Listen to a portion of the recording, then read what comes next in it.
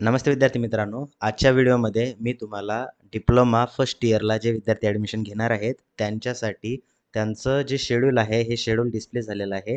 नेमकी प्रोसेस ॲडमिशनची कशी राहणार आहे, ही मी आजच्या व्हिडिओमध्ये तुम्हाला डिस्कस करणार आहे. त्याचं एक नोटिफिकेशन आलेलं आहे बघा विद्यार्थी मित्रांनो. तर ते तुमची जी ॲडमिशन प्रोसेस आहे 20 तारखेपासून सुरू होणार आहे आणि त्याची रजिस्ट्रेशनची लिंक जी आहे, ही लिंक डिस्क्रिप्शन बॉक्समध्ये दिलेली आहे. ही जी लिंक आहे, है ना? तर या लिंकवरती क्लिक केल्यानंतर अशा प्रकारचा इंटरफेस होतं आणि या ठिकाणी तुम्हाला रजिस्ट्रेशन तुमचं कंप्लीट करायचं आहे. आता हे रजिस्ट्रेशन कसं कंप्लीट करायचं हे 20 तारखेला तुमची ही कॅन्डिडेट लॉग इन आहे हे ॲक्टिवेट होईल. तेव्हा मी तुम्हाला डिटेल व्हिडिओ बनवून मी सांगेल त्या ठिकाणी. ठीक आहे. त्यापूर्वी बघा आपल्याला नेमकं आता काय काय करायचं आहे ॲडमिशन प्रोसेससाठी ते बघूया आपण. बघा विद्यार्थी मित्रांनो, कंडिशन त्याची ही आहे की विद्यार्थ्याला किती 35% मार्क पाहिजे. विद्यार्थी इंडियन असायला पाहिजे आणि जे विद्यार्थी महाराष्ट्राच्या बाहेरचे आहेत ते विद्यार्थी फक्त इन्स्टिट्यूट कॅन्डिडेट म्हणून म्हणजेच ऑल इंडिया कॅन्डिडेट म्हणून कन्सिडर केले जातील. ते विद्यार्थ्यांना कॅप राऊंड भरता येत नाही. ठीक आहे. आता ही झाली बेसिक इन्फॉर्मेशन. आता बघा तुम्हाला रजिस्ट्रेशन फी किती लागणार आहे तर ₹400 लागणार आहे ओपन कॅटेगरीच्या विद्यार्थ्याला आणि जे विद्यार्थी रिझर्व्ह कॅटेगरी आहेत त्यामध्ये एस सी असेल, एस टी असेल, व्ही जे असेल, एन टी असेल किंवा ओ बी सी असेल, एस बी सी असेल, एस सी बी सी असेल. एस सी बी सी म्हणजे कोणते तर मराठा कॅटेगरीचे विद्यार्थी हे किंवा ई डब्ल्यू एस असो ह्या कॅटेगरीच्या विद्यार्थ्यांना ₹300 फी लागणार आहे. ओके, ठीक. आता हे समजलं. बघा तुमचं रजिस्ट्रेशन जे आहे हे 20 तारखेला सुरू होणार आहे 20 मे 2026ला. आता रजिस्ट्रेशन प्रोसेसमध्ये रजिस्ट्रेशन झाल्यानंतर काय करावं लागतं तुमचे डॉक्युमेंट व्हेरिफिकेशन करावं लागतात. आता तुम्ही म्हणाल की सर रजिस्ट्रेशन प्रोसेस ही कधीपर्यंत सुरू राहील तर ती राहणार आहे 22 जून 2026 पर्यंत म्हणजे जवळपास 1 महिन्याचा कालावधी आहे तुम्हाला रजिस्ट्रेशन आणि रजिस्ट्रेशन केलेले कागदपत्र पडताळणी त्यालाच म्हणतो डॉक्युमेंट व्हेरिफिकेशन. ओके. हां. आता डॉक्युमेंट व्हेरिफिकेशन करताना बघा 2 प्रकारचे मोड या ठिकाणी अवेलेबल आहेत. जसं की हा जो मोड आहे, हा आहे पहिला ई स्क्रुटिनी मोड. आता याच्यामध्ये काय असतं, तर विद्यार्थी नेट कॅफेवरती जातो किंवा घरी विद्यार्थी मोबाईलवरती रजिस्ट्रेशन करतो आणि ते ई स्क्रुटिनीला पाठवतो. ई स्क्रुटिनीला पाठवतो म्हणजे तर ते कागदपत्र घेऊन कॉलेजला जात नाही व्हेरिफिकेशनसाठी. तो डायरेक्टली ई स्क्रुटिनीला इथनं पाठवल्यानंतर रँडमली तो जो फॉर्म आहे, हा फॉर्म जातो महाराष्ट्रातल्या कोणत्याही एका एफ सी सेंटरला जातो. एफ सी म्हणजे फॅसिलिटेड सेंटर असतं. ज्या ठिकाणी तुमचे डॉक्युमेंट व्हेरिफिकेशन असेल किंवा सगळ्या ज्या सुविधा असतात तुमच्या ॲडमिशनच्या त्या प्रोव्हाईड केलेल्या असतात.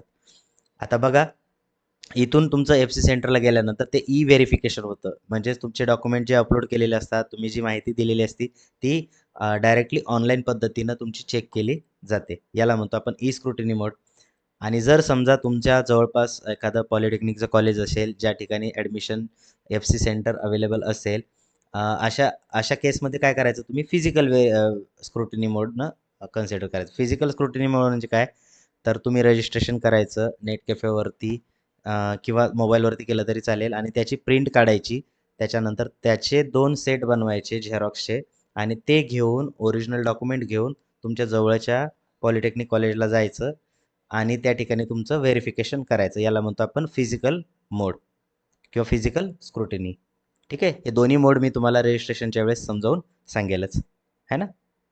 चला पुढे. आता ही रजिस्ट्रेशन झालं, डॉक्युमेंट व्हेरिफिकेशन झाले. त्याच्यानंतर काय असतं? तर त्याच्यानंतर बघा 3 नंबरला येतं 24 जून 2026ला काय आहे display of provisional merit list. आता प्रोव्हिजनल मेरिट लिस्ट काय असते बघा. त्याला म्हणतो आपण तात्पुरती गुणवत्ता यादी मराठीमध्ये म्हणतो आपण, है ना?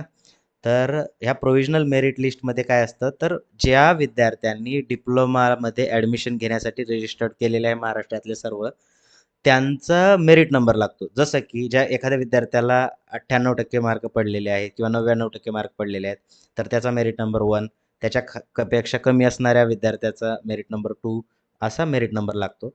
आणि हा मेरिट नंबर आता या ठिकाणी बघा प्रोव्हिजनल का बरं म्हटलं आहे, तर काही विद्यार्थ्याचं काय असतं, की कास्ट सर्टिफिकेटला सर आम्ही कास्ट सर्टिफिकेट आमच्याकडे नाही आहे.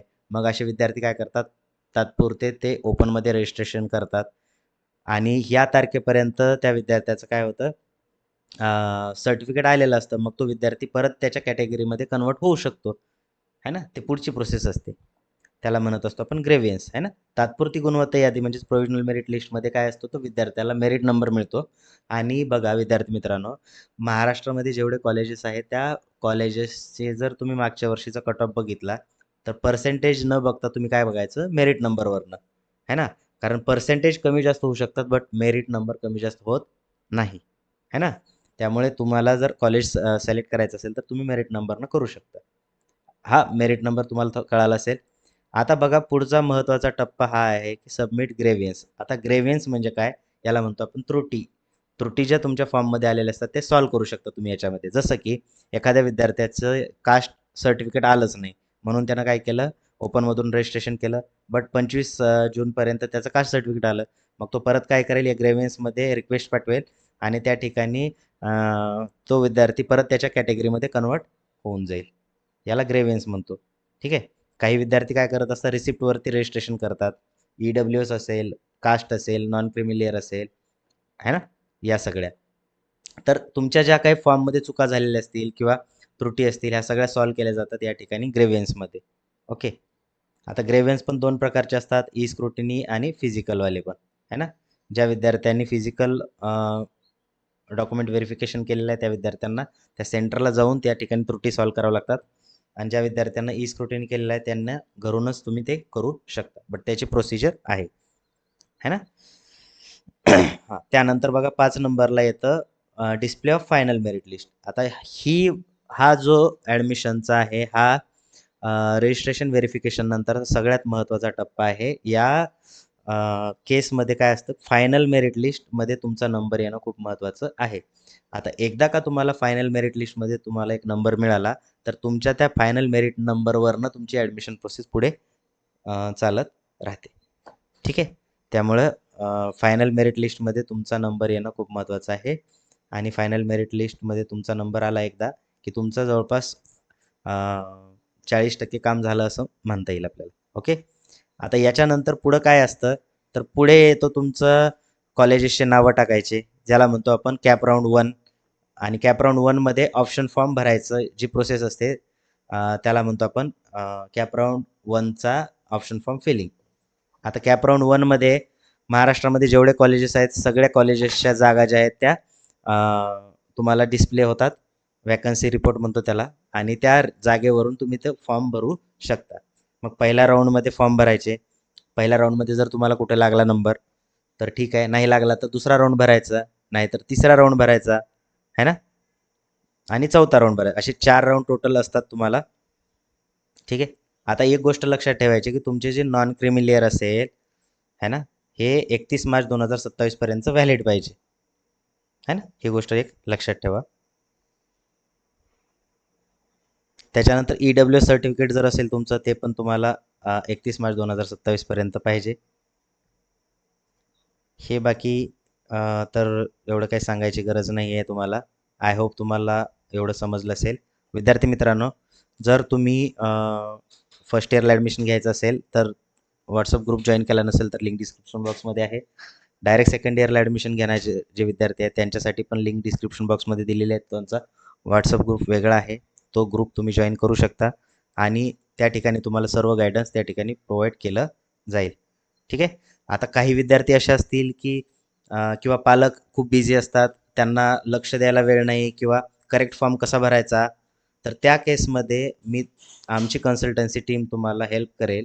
या ठिकाणी तुमचं रजिस्ट्रेशन करणं, डॉक्युमेंट व्हेरिफिकेशन करून देणं, ठीक आहे, ऑप्शन फॉर्म भरून देणं, ही सगळी प्रोसेस आमची कन्सल्टन्सी टीम त्या ठिकाणी करते.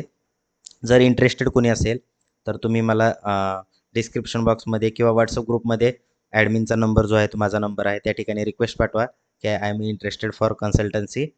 त्या विद्यार्थ्यांना कॉन्टॅक्ट नंबर देऊन त्यांची काउन्सिलिंग केली जाईल आणि त्या विद्यार्थ्याचा फॉर्म वगैरे भरून पण दिला जाईल त्या ठिकाणी, है ना. भेटू आपण नेक्स्ट व्हिडिओमध्ये. थँक्यू.